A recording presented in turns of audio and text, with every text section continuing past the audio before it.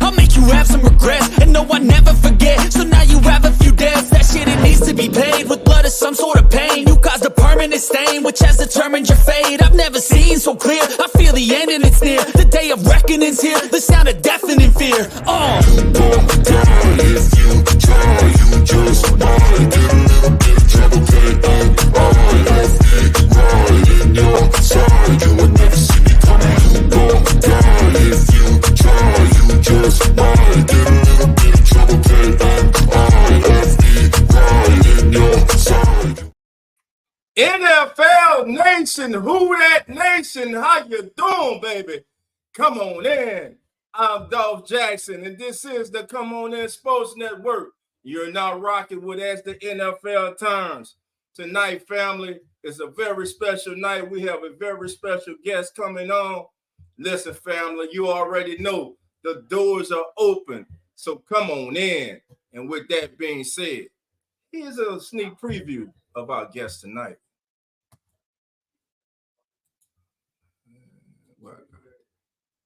This is the gentleman who is joining us tonight, the one and only Mr. Jacoby Ford, former star at Sports Clemson. Network presents the following presentation.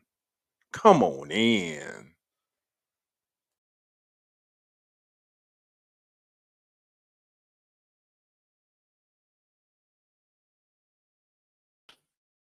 All right. Jacoby, how you doing, my brother? I'm doing well. Just Man, getting adjusted to the new move over here. I got you, man. Listen, my brother, it's a pleasure to have you here on the show, man.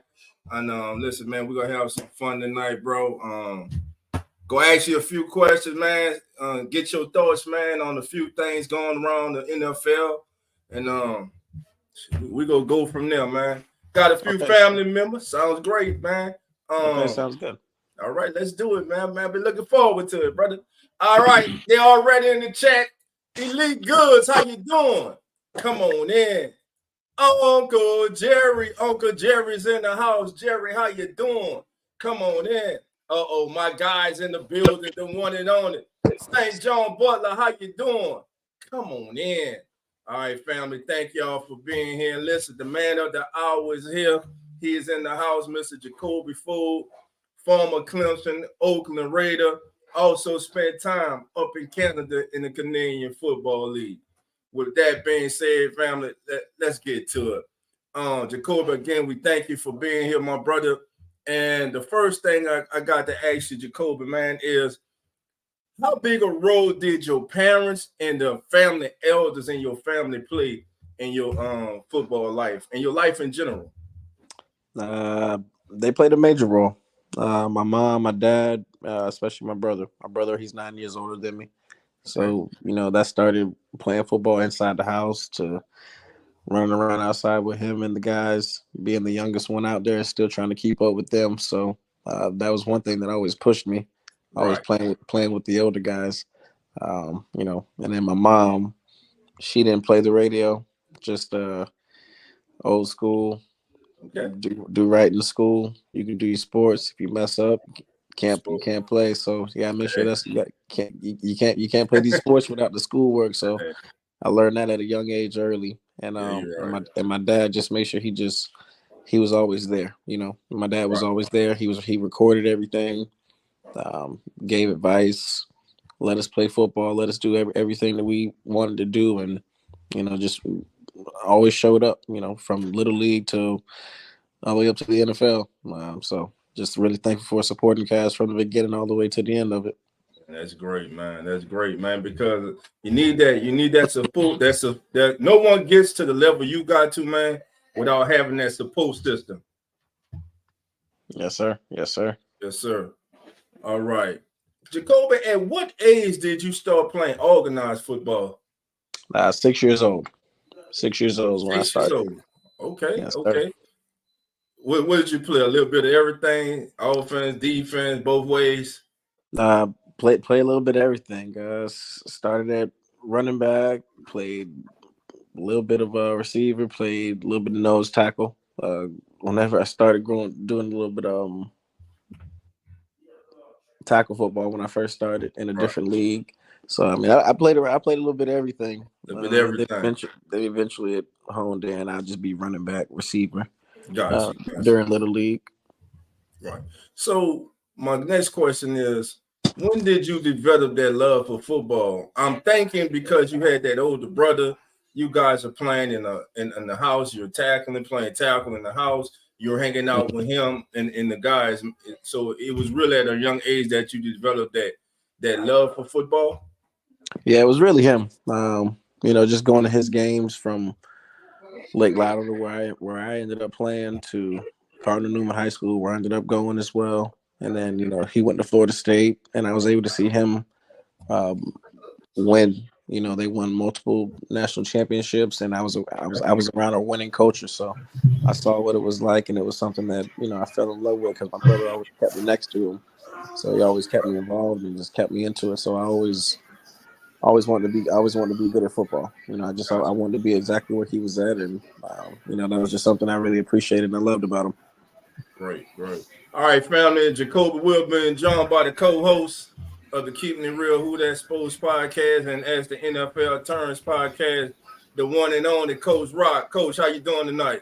Going on, Coach? Hey guys, what's going on, guys? How y'all doing tonight? Doing good, man. Jacoby, if you can, for a few, can you share with us your high school years of playing football? Yeah, sure. I went to a private school called Cardinal Newman.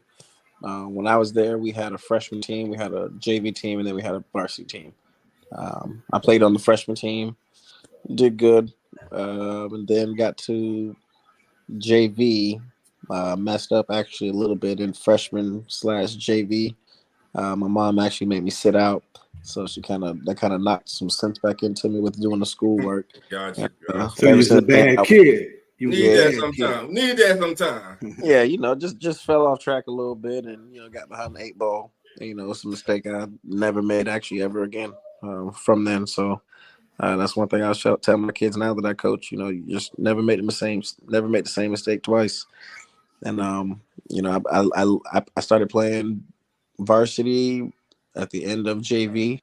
I got moved up, but then I played varsity junior, senior year, started full time both ways. My last 2 years, lettered in both, ran track my senior year, and I had a pretty good career for high school for how it was back then. It was pretty tough. I had a different quarterback. I had a different quarterback every year, and then my senior year, I think they might have been freshmen or sophomores when they came in, but they both were good. We just couldn't decide which one to keep, playing each week. So, it was always tough for me. So how was your recruiting process? How was the recruiting process for you, man? I mean, what all schools were interested in you, and what schools were you most interested in attending? Me, I was interested in all the big schools. I knew I could go D1. I just wasn't getting the right looks that I needed. But North Carolina is the first school that recruited me right out of high school. So they were always loyal, and that was Coach Bunning and that staff. Okay. And I just had to go through the clearinghouse, and I had to get my grades eligible to go to the clearinghouse. So I ended up going to Fort Ewing Military Academy for a semester. So while I was there, I was able to take the SAT and play football and get my grades up. And get my test score to match my GPA. And while I was at Fort Ewing, I just went absolutely bananas on the football field. Like seriously, like I tell my kids, I said, man, I was doing some crazy stuff up there, but I really was, and that's honestly where my recruitment took off at. Was up there at the prep school. I had everybody flying, and I had Clemson there. I had Florida, I had West Virginia, I had Michigan State. I even had Pete Carroll's son flying all the way from Southern Cal. They woke me up out my barracks about 4 a.m., just to go over there and meet him. And, he literally was like, yeah, I'm offering it. And I was like, oh, I'm coming. He was like, are you sure? I'm like, oh, wait. I said, wait. I said, let me go talk to my parents because, Southern Cal is a long way away. Yeah. My mom wasn't flying at the time. So I just knew that'd be tough. So They had a soft verbal. I can't even lie. So Gotcha. Southern Cal had a soft verbal from me at first, but the recruitment really took off for me when I got up to the prep school, and that's where I took my visits, and it was humbling, being at the prep school, because over there I had to take orders from like a kid that's about 13 years old. Right. And all the phone calls were on a payphone that was controlled just by a light switch. And if it got too loud out there by the people, not even on the phone, the people just waiting, they'll punish you and just flick that light switch off, and then, phone calls are done. So really just made you appreciate the little things. And I think that started for me at a young age. Gotcha. Everybody, family, we are being joined tonight. The voice you're hearing is of this gentleman right here, former Clemson star, Oakland Raider, NFL star, Mr. Jacoby Fulton is joining us tonight. Coach, you got any questions for Jacoby? Yeah, Jacoby. I heard a rumor, and I want you to come clean and tell us the truth, man. They say you was the fastest kid on the East Coast. Is that true? That's true. Okay. Yes, it is. Okay. So Jacoby, you all in high school, you ran track in high school and college, correct? Correct. So what lessons did you take from track that you took with you into playing football? What lessons transitioned from track to football? For one, your overall speed, just the simple fact you just can get stronger in your legs, and then you're going to get faster. Right. You're going to get more explosive, and then also you're going to work on your turnover. And one thing, I always say a good example is like, if you're running, let's say someone trying to trip you up and they trip you up a little bit and someone else is trying to come up and tackle, you can kind of turn over really fast. And instead of panicking, you kind of already know how to do it. So you don't panic. You just kind of relax and just drive from the drive phase from the turnover, and you just get into your lift phase and you just start running. You pull away from somebody. So, right. It just transitions into it. And, you just get so much better with track. You get stronger with your arms, you get, the core, you get stronger at your core, and your balance is even better. But, it just works on everything. That's why all our guys are doing some kind of track, whether they're not even competing in meets, but they're running. They're on the track all the time. So, it's a big emphasis that we're doing over here. Got you, man. And we got one of our family members, St. John Buzzer, say, man, the 4.4126. No, that is correct. So Jacoby said, "Hey, that wasn't no misprint, John. You are correct, sir. That was not a misprint right there, baby. Not a misprint. Not those numbers. That speed is real, baby. That speed we saw on TV, that speed we saw is for real. Matter of fact, that's it. Jacoby, being that you were the Florida state champion in the 100 meters and the 100 meter dash, and the 200 meter dash, you recorded a 10.32 in the 100 and a 21.18 in the 200. With those numbers, at any time, did you have aspirations of competing for Team USA in the Olympics? Wait, what they say my 200 was? They say your 200 was 21.18. Uh-huh. Is that right? And your 100, they say your 100 was, they messed up. You ran a 10.3. Yeah, we don't know what the 100 was. They messed it up because I don't know what happened. But if that's what I ran at state, that's okay. Hold on, you saying you feel you done better than that? Oh, I mean, I went 10.21 during the season. You ran 10.21 during the season? Yeah, in high school. Mm-hmm. Man, what man? All right, so with the Olymp, did you ever have any aspirations of possibly trying to make the Olympic team? Out of college, when I started running even better, yeah, I did. But I had tore my hamstring in nationals, so it took me a while to really get back from that. So I just had to focus on football. Right, and to let you all know, as a freshman, Jacoby was named the ACC Indo Freshman of the Year after running. Now, Jacoby, let me know if this is fact or not. They say you ran a 6.52 in the 60-yard dash. Is that correct? That is right. I didn't know what I was doing. We don't run indoor down here, so I Gotcha. had no idea if that was fast or what. I just was running. And you ran the 6.2, 6.52, and you say you didn't know that was fast. Nah, Man. I went 6:53 in the prelim, Wow. and then I went 6:52 in the final. Man, that's awesome. That's awesome, man. I think that's still holding too. Yeah, I believe from my research, man, I believe it is, man. I believe you still are the record holder. Yep, From my still holding research on. right there, man. I Still see you, hanging man. in there. Hey, you know they say all records are meant to be broke, man. But at being that you are the record setter and the current record holder, man, how does that feel, man? These years later, still to know that you are the record holder, man. And it feels good. Around this time I get a lot of alerts and a lot of notifications because the 40-yard dash is coming up. So, my time is still top 10. So it still just kind of resonates like, man, this has been since 2010 for me. So it's 14 years. So I'm still a little relevant over there hanging on. right, So, right. just always grateful, always humble about it, man.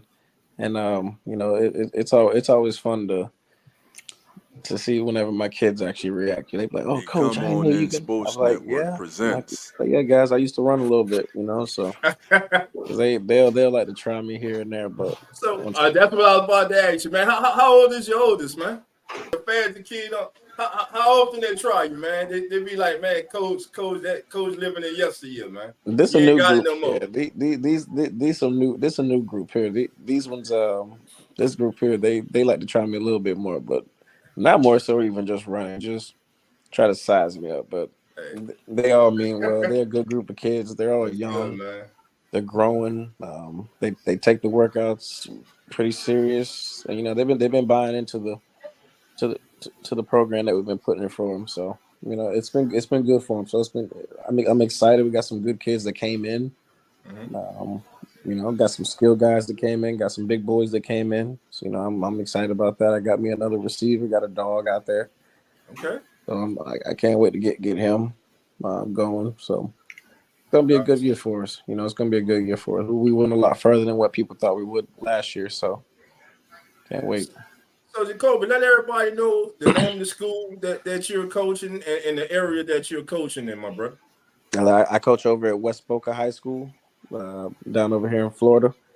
Gotcha. It's public school, and man, they're growing. They took me in under their wing, got me feeling like family.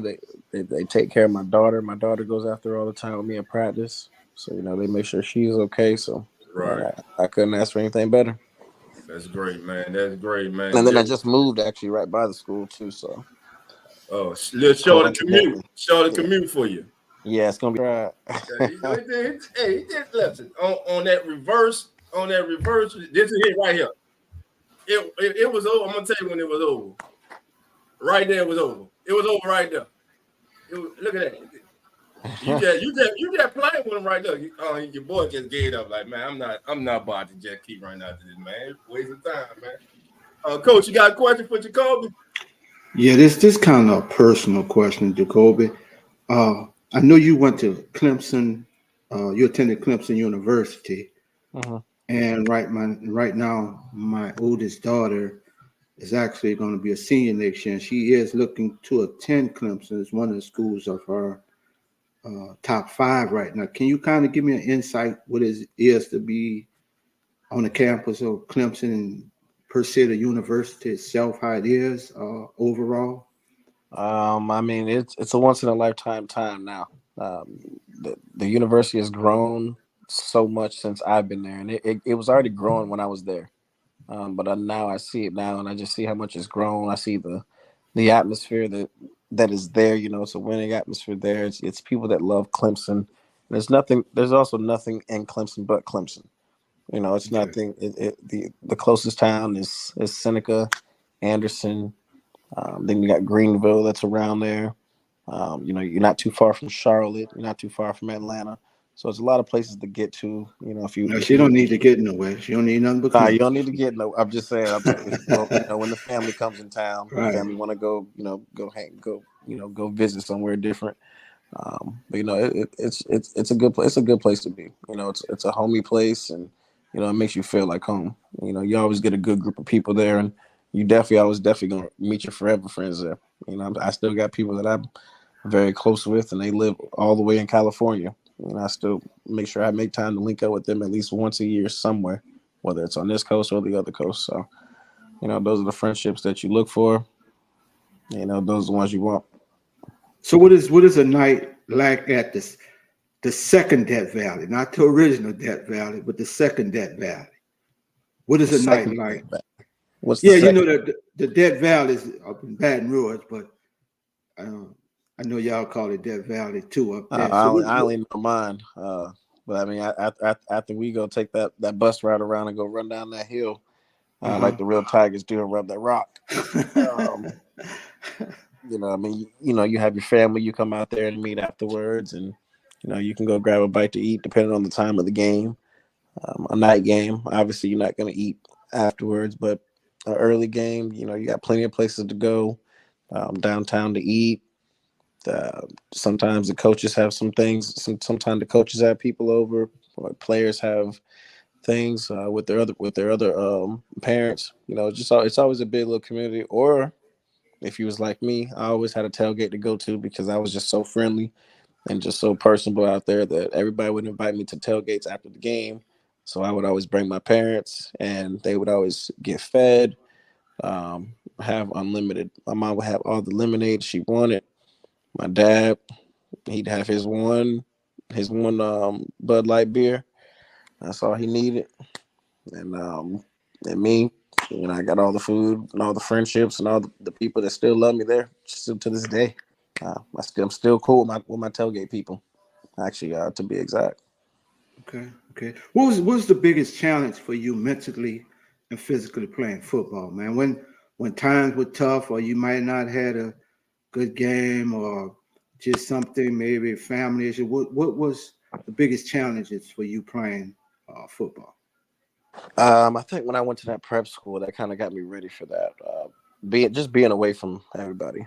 You kind of got to be by yourself, and kind of you have to grow up. You have to grow up just a little bit whenever you are by yourself. So I felt it tough whenever it was those times where I would want my family at that time. I had to be like, they're not here. I got to find another way to, figure this out. And, one thing that I had to be good at be better at was not being too hard on myself when if we lost a game or anything like that. I just always wanted to make sure if it was, if as long as I played my best and we won, I'm happy. If we played my best and we lost, if I had something to do with it, like if I contributed to that loss, I'm gonna be mad, but I'm not gonna be as mad. But if I had something to contribute to that loss, like a bad game, I had to be better with letting that not affect me for the next week. And that's something I got better with as I got older, from a freshman all the way up to a senior. So, those are things that you have to go through. Nobody really, people won't know that, on the inside, like, dang, that might bother him a little bit, but no, that really did bother me a lot more than, some people would think. So just little things like that, whenever you actually, people don't think certain things bother you, but, it actually really does. Okay. Gotcha. Who were some of the big influences in your life, man, playing ball? Did you have anyone that was a big influence to you besides your parents, or, coach? Was it another player, peer? Who were some of the people that influenced you? Yeah, the guy, Coach Burton Burns, he's the first one that recruited me. He was there my freshman year. Might have been there. He was there my freshman year, sophomore year. Then he left after that. He left to go to Alabama, and he was definitely he was the biggest reason I went to Clemson. He recruited me. He was one of my coach. Coach Burns coached at St. Hall. Yeah. Okay. Yeah. Coach Burns was he's one of the biggest reasons I went to Clemson. So man, yeah, he was. Yeah, he was a big one. I had CJ with me as well. I had CJ Spiller. Had a couple Florida guys, Chris Chancellor, Rashard Hall, what else? Jameer Chancellor. So I mean, all the Florida boys, we always made sure we did stick together. So that was one thing. You know, whether we get together, Gotcha. Mario Kart on the 64. You know, back in the day, you know, these kids don't even Man, know that nothing kid, about I'm about to it. say, man, them kids don't know what you're talking about. They don't know 64, nothing man. about it nowadays. They wet behind the ears. They don't know nothing. Right. But, So let me ask you this, Jacoby. You and CJ on y'all best day, who was the fastest? I never lost to CJ in a race. Never came close. I just never lost to him in a race. No matter if it Gotcha. was an inch, 2 inches, millimeter. Long as you Never didn't lost. lose, that's all that matters. Yeah, just never lost. Gotcha, My boy. Gotcha, man. Shout out to CJ Spiller, man. Playing with the Saints for a year, man. So Jacob, let me ask you this, man. If you can go back to your days of no, this I want to ask you first. If you will, share with us your days growing up in Palm Beach County and competing in the rec league. Because man, your boy, he's in the chat. Your boy's in the chat, man. And every morning, bro, every day, man, my boy he's telling me the stories, man. I'm sitting down, man. And man, like we was talking to Damien the other night, man. I'm sitting there like, man, I would have loved to be there to see that, man. I mean, it was like the highest level of competition, man. Let the family members know, man, exactly how it was, man. Man. I mean, growing up over there in Palm Beach, I mean, you got Lake Lytle, and you know, if you start with Flag, you know, it starts there. You know, you see where it begins. You know, it begins there, and then you get to and then you start getting to the tackle, and then with tackle, you know, some places they'll sit you if you too heavy or if you don't make weight. Nah, with us, you just gonna move up and go play with the juniors. You know, and then vice versa. If you're a junior, you're gonna go play with the seniors. Gotcha. And seniors, you just there. But I mean, but the level of competition, everybody played. Everybody knew what team they wanted to be on because we would always have a draft. They have like a little draft. They would have a little combine. You know, your parents bring you out. You go around the fields, try out for all these teams, and you know the teams you didn't want to be on, you didn't do good for. So the coaches were already figured, okay, he doesn't want to play for us, so let's just not draft him. And the teams you want to play for, you know, that's where you try your hardest, and that's exactly what I did. You know, I always did. I was guilty of it. I did it, you know, because I knew a team I wanted to be on. You know, and I wanted to be on the winning team. I wanted to be on the good team, and I wanted to compete against the good, like the best. And our teams would just be stacked. Like our Chargers team, oh my goodness, stacked. Like I couldn't even the names. Like it was ridiculous how many players we had on that team. But man, it was so much fun though. It was so much fun. But I mean, but Lake Lytle, we didn't travel. That was the only thing about it. Lake Lytle, you just play everybody there. But whenever I played in a different league, like WCFL, they travel a little bit. So we would go over to like Belgrade, play pokey, and it didn't matter, no limit over there. They wouldn't care. They'd have kids, you know, older playing, bigger playing, different helmets, different pads, like different jerseys. But as long as they got the same helmet, it didn't matter. Right. Like we know who was on the team, who wasn't on the team. But I mean, it was fun, but it was different. You know, you got to kind of see, and it was good because you got to see, you know, how well we were taken care of, and some kids got to see how, you know, other kids were not as taken care of. So you know, it was a little bit of a culture shock to some of them because they didn't know, you know, why they didn't have this mouthpiece, or why this kid's sharing this mouthpiece, or why is he taking off these cleats to go give them to these guys, you know, or he's got to put these pads in this other guy, you know. So they were seeing a whole bunch of culture shock to them. So it was good. So, but at the same time, you know, it was humbling and learning experience, and you know, I was just thankful that I was always on the other end of it, you know. And that's a shout out to my parents, you know, just always wanting the best for me, you know, just putting me in the best situation to be successful. Gotcha, man. And if you can go back to your time of playing at Clemson, are there any moments or situations you would change? Nah.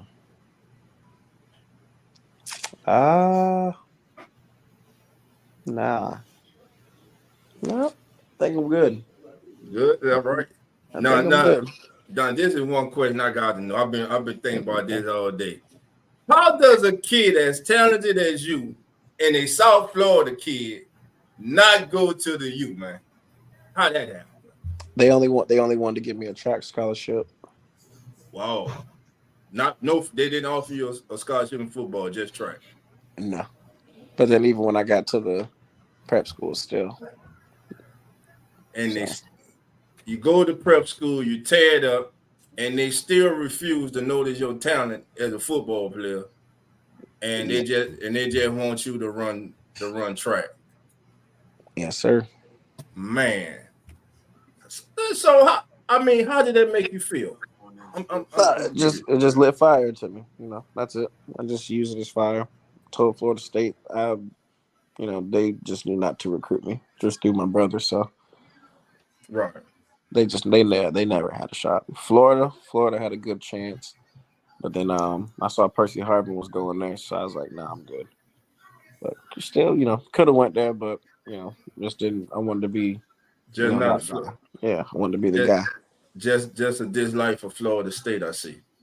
Oh yeah, I mean it was, but it's all good now. It's all good, but back then it wasn't. But we're good right now. Back then it wasn't. It's all good now. Got you, man. I got you, man. So let me ask you, why was your NFL scouting combine time so meaningful to you? I mean, honestly, I didn't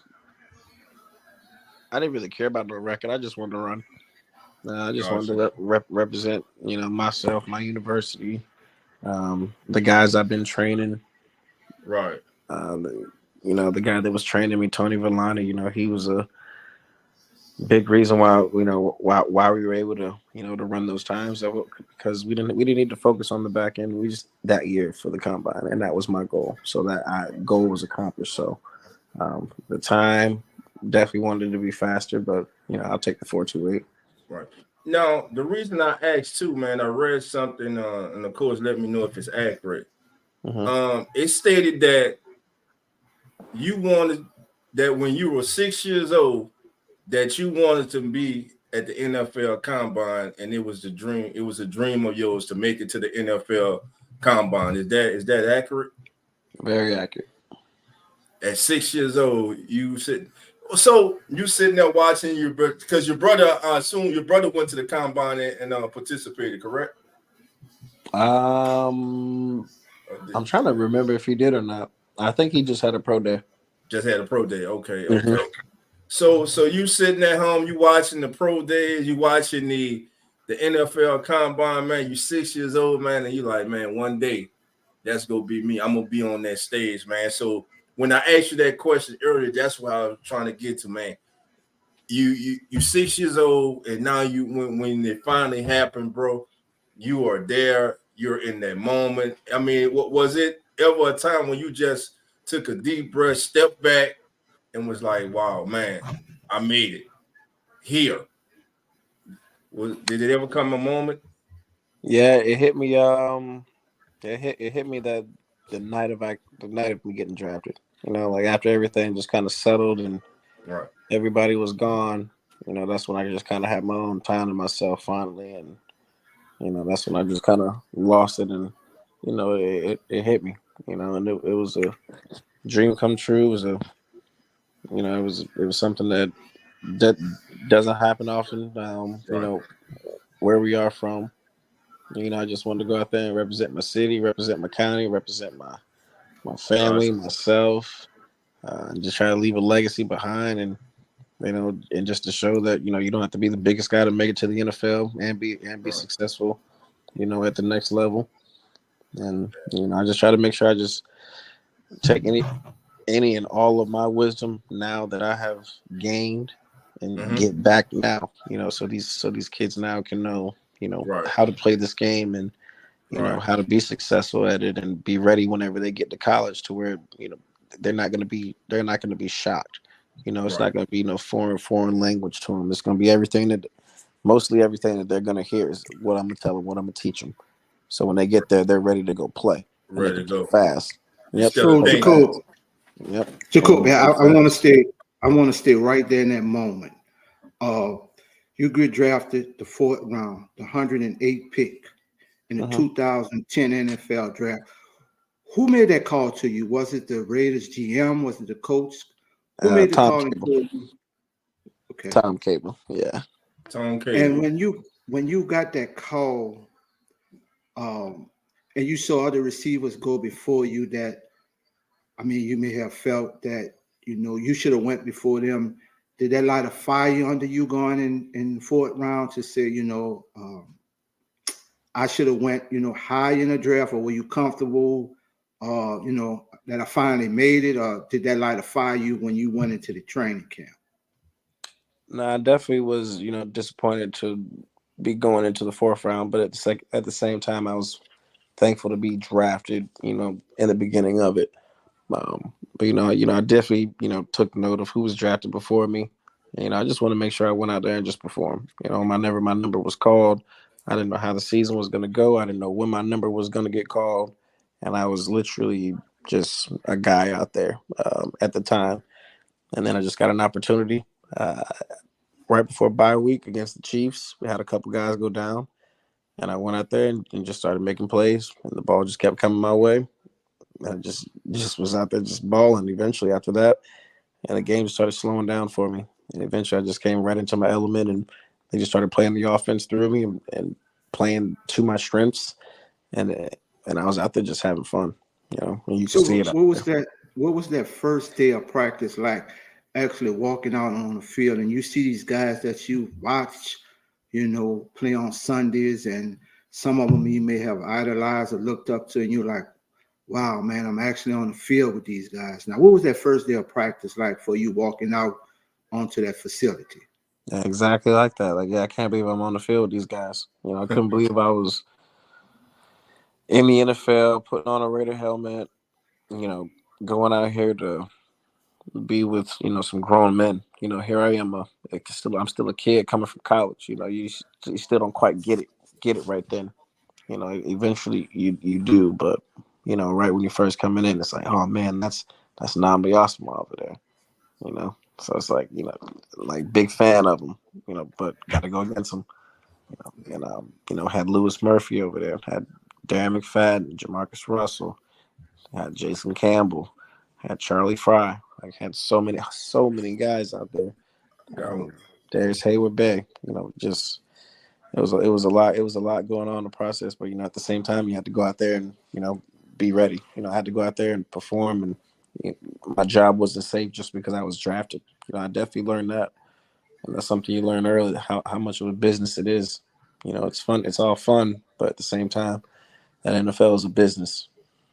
All right. Okay. And the other thing is, as far as being a punt returner, man, is that a lot of mental? Because you're looking up at the ball, you got a guy zeroing in on you, like trying to take your head off. Like, is that a lot of mental preparation for us being a punt returner? Yeah, it is. It's a lot of repetition as well. You have to also trust your gunners, trust the guys in front of you blocking. But you just got to make sure you have to stress that you have to stretch that boundary of putting yourself in certain situations in practice to be ready for kind of anything in football. Whether you're going against a lefty kicker or a righty kicker. A lefty kicker, it drops different as opposed to a righty kicker. So you have to take all that in consideration. And sometimes it can be tough, but at the same time, that's what you're back here to do. That's what you get paid to do. You got to go out there and perform at the end of the day. Right. Go ahead, Coach. Last question. So did you have any, I guess, gunners on the other team that would just talk shit to you coming down, make a tackle on a punter, try to tackle you, and was talking a lot of shit to you after they made the tackle, whatever? Yeah, people always get excited when they tackle you, but that's when you're doing something right, in the return game. If, they get that excited to always tackle you. But that's why you try not to get tackled too much unless it's for a good game. So, they might get you every once in a while, but uh, I didn't really talk too much trash unless you just kind of pissed me off. But other than that, I just let him have it and just going about my business. The next play, just go next play because he's coming off the field. He's just on special teams, but meanwhile, I'm on special teams and I'm staying on the field. So we're getting the best of both worlds. Gotcha. All right, Jacob, I want to play this game with you, man. Fill in the blank, man. This is someone you know. Now, someone you know put up the following numbers. They had 148 yards, 6 catches, and 94 yards, man. Matter of fact, a 94-yard kickoff return. Who was that person? Oh, that's me. There you go, man. That's you, man, against the Chiefs, man. November 7th, man. Man, I mean, that was your rookie year, if I'm not mistaken, correct? It was. Your rookie year, man, and you put up 148 yards in reception, and you take one back to the house for 94 yards, man. How did that? And that was your first touchdown. Wow, yep, the 94-yard kickoff return, my first touchdown. Wow, man. Oh man. So how was that? Was that like a surreal moment for you?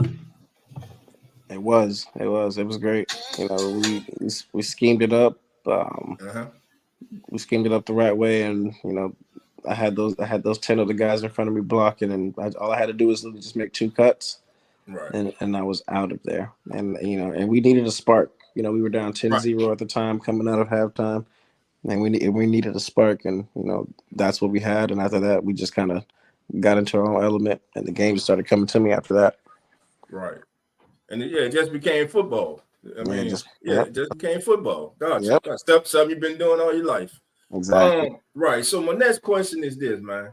What is your thoughts on the current state of the Raiders, man? Do you like the moves that they made this offseason? I do. I like everything they've done. From hiring AP to everybody. Man, GM, everybody. It seemed like if they wouldn't have hired AP, man, they was gonna have a mutiny, man. Like, yeah, you're gonna have a lot of upset people. I think a lot of people are going to be upset. So I'm glad I just went ahead and did the right thing and just gave him a fair shot and gave him his team. Because it's rare you get guys that really want to speak up and say this is the guy we want, this is what we want to play for. Right. So when you got that, that's a camaraderie you kind of want to keep around. Yeah. And you had one of the best defensive ends in the National Football League, who I think is underrated. Max Crosby, like, hey, if he not the coach, I don't want to be here. Yeah, I remember. And can't afford to lose him. See, yep. Yeah, you can't do that, man. And my next question, man, is, man, how much did you enjoy playing in Oakland in front of the black hole, man? How much did you enjoy that, man? Too much. Cause I know that black hole, man, just sitting back. Cause my cousin, man, he's a longtime Raider fan, man. And that's all he used to talk about, man. I want to go to one game so I can sit in the black hole, man. Man, how was that atmosphere, man? The atmosphere was amazing. I mean, you got some fans that are literally just diehard Oakland Raider fans, and if you've never been to one, you'll never be able to go to one. But if you were able to go to one when it was still in Oakland, a Raider tailgate, a Raider game before, man, it was probably one of the craziest things probably you ever see. And just just their loyalty. I mean, their loyalty is just how they are. They just tell it like it is, whether you win, you do bad, they're still there. They show up on the away games, and just the you go into the dark, you go into the black hole, or you go to the dark side. I mean, you gotta pick the poison. Just be careful if you're an opponent going in there. Yeah. Don't wear the wrong colors in that hole, man. I'm going to black hole. Don't do that. So, man, first of all, man, Coach, we need to congratulate Jacoby, because earlier this year you were named to the Palm Beach Sports Hall of Fame earlier this year. So a big congratulations to you, my brother. Thank you, man. I appreciate that, man. So, what does the honor of being a Hall of Fame inductee in your city and county, what does that mean to you? That means a lot. It's been a lot of great players that have came through Palm Beach County football, and just to be able to get the prestigious honor is amazing. You know, I'm truly thankful. I'm grateful for it. You know, I'm just happy the city gave me my flowers. Just be recognized. You know, that's just kind of all we want whenever we play this game at the end of the day, and especially whenever you do it the right way, and you don't burn any bridges along the way. You just kind of stay in your lane and just kind of just do things the right way. You know, you just want to be rewarded in some way, somehow. So this is the best way for me, and I'm extremely grateful to be able to share it with my family. That's great, man. That's great, man. So what is your thoughts on today's NFL, man? Do you like the way that the game is being played today? Do you like the direction it's going in? Or do you feel the game has got a little soft? I definitely think I think it's wishy-washy with the soft. I don't think it's necessarily just as soft. I just think they're very inconsistent with the calls they make. You know, I think that's probably one of the biggest things. You know, a hit on a defensive player, yeah, is what it is. But like the fact that you can't crack back anymore. But I mean, like, even in high school, like I hate it because I'm like, crackbacks used to set the damn tone for the game. Like you can shake up a whole team with a good hit on somebody just off of a crackback. And now if you do it in high school, college, pros, like they're calling that. So Right. You Guess what? I throw my flag. I'm I'm official. I'm finna tell official, you, Jacoby. That Jacoby, flag come out the pocket quick. I'm finna tell you, we got a zebra on set with it, Jacoby. I try to let you know we got a zebra on set with it, man. We got a zebra, I know man. this. I don't know how. Listen, Palm Beach County, they're gonna call it, but the ones in Broward, them refs letting them zebras letting them go. I love them zebras there. I love them zebras there. They gonna miss some real bad calls, but boy, they gonna let them kids play, and that's what I like about it. And I mean, I think you need that because man, like they really do. I mean, you definitely protect the players, but I mean, a good crackback, you know, head in front, across the body, low, you know, short, you know, between the torso, like man, that's a good clean hit. I mean, shit, that's football. How you supposed to get these kids ready for, you know, a big hit if they don't never get hit? So, exactly. That'd be the thing with me. I'm like, they gotta have to get hit eventually. So we let them tee off in practice. I know that. Yeah. So let me ask you this: the NFL is considering some changes to the kickoff rule. One rule that they're supposedly looking at is the how the XFL does it. So they can get more returns back into the game with everybody being only I believe like 5 yards apart. And I kind of like that, man. So you would be in favor of that rule? Yeah, I mean you get back the return game. It's like they kind of took that game. They took that part of the game away, you know, just because of a 4-man wedge. But I mean, you had some crazy guys that live and die on special teams, and that's just, you know, that's what they live and do. That's what they do. You got some guys that were wedge busters. You know, you need some crazy guys like that. But you know, gotcha. I think it'd be good for the league if they adopt it. Yeah, I do too. I'm in favor of it, man. I'm in favor of it. So Jacoby, in this year's draft, man, are there any particular guys that you are looking at other than the top names that we keep hearing every week? Are there any sleepers for you in this year's draft? Oh man, I'd probably say the guys that we had over here training. I just can't remember them all by name just because I wasn't around them as much. Okay. But we had a good group because I know whenever they were at their respective bowl games, like Senior Bowl and what was the other one? I forgot the East West Shrine. The East West Shrine. Yep. Right. Yeah, like a lot of our guys were standing out in those. So I was like, man, these guys are really. I said they're really out here doing something. I said I can't wait to see what they do whenever they get, you know, to the combine. And you know, I'm rooting for everybody that is XPE, and you know, I'll be posting them whenever they do. You know. Was Quinyon Mitchell, was he one of the guys there? If you could, cornerback from Toledo, was he one of the guys there? Yes, he's gonna run something crazy. Listen here, Jacoby. I was at the Senior Bowl, man, and I watched this kid. That kid's impressive. Yeah, he's very smooth. That kid is I mean, he was in the hip pockets of the receivers all day, every day. Great closing speed. He could then a technique that me and Coach been talking about that kind of has been fading out of the game is nowadays we watch NFL and DBs they run, but they never turn their head around. They play through the receiver. When the receiver arms go up, then they try to put them. Man, I think and watching Quinyon Mitchell at the Senior Bowl, man, that kid locates the ball, man. He has good range, man. He, like you say, he's just smooth, man. I think the kid's gonna be special, man. Just off hand, you think he runs mid to let's see, low 4.3s, high 4.4s, or low or better than that? Don't be surprised if he jumps into 4.2s.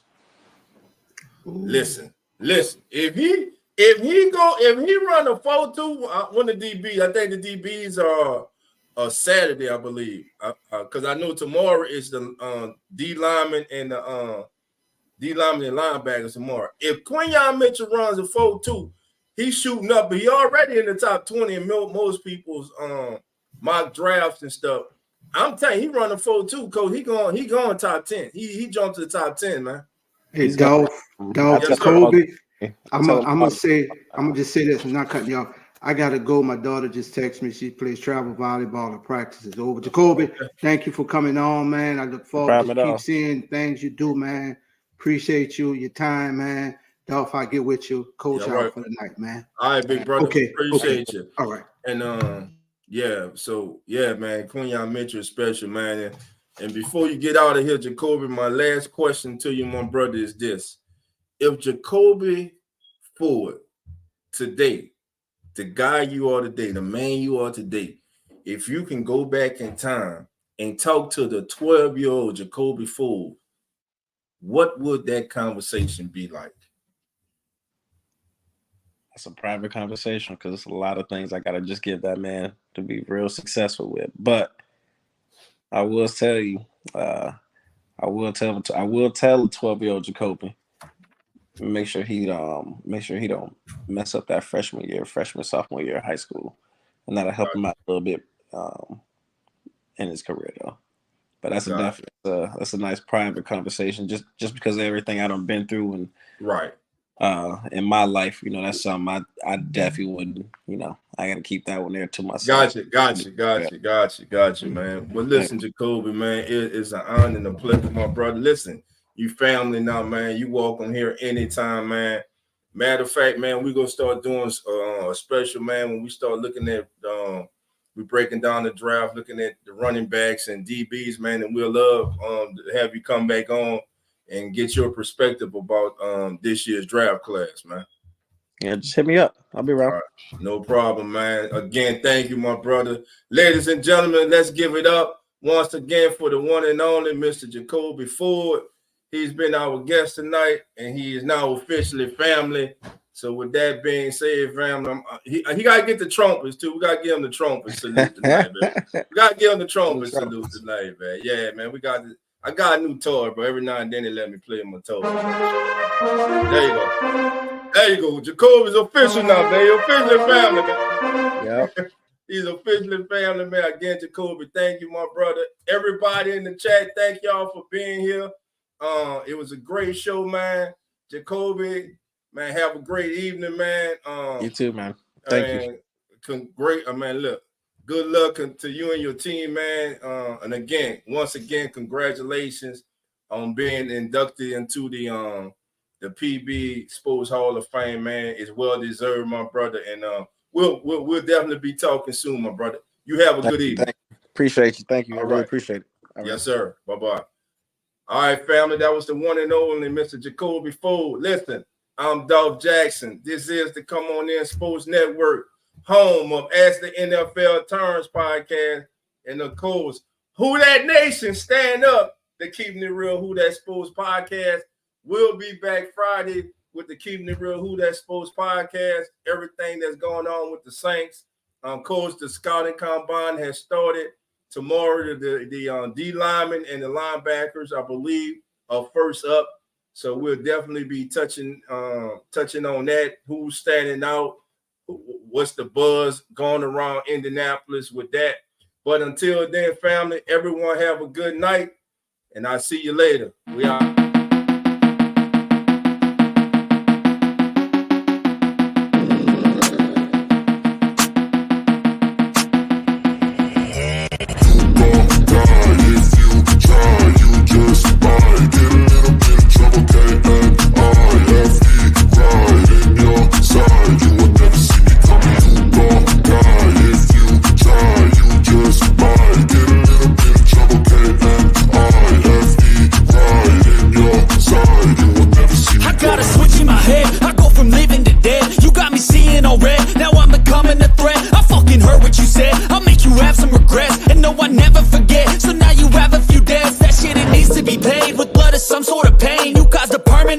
Which has determined your fate. I've never seen so clear. I feel the end and it's near. The day of reckoning's here. The sound of deafening fear. You gon' die if you try. You just might get a little bit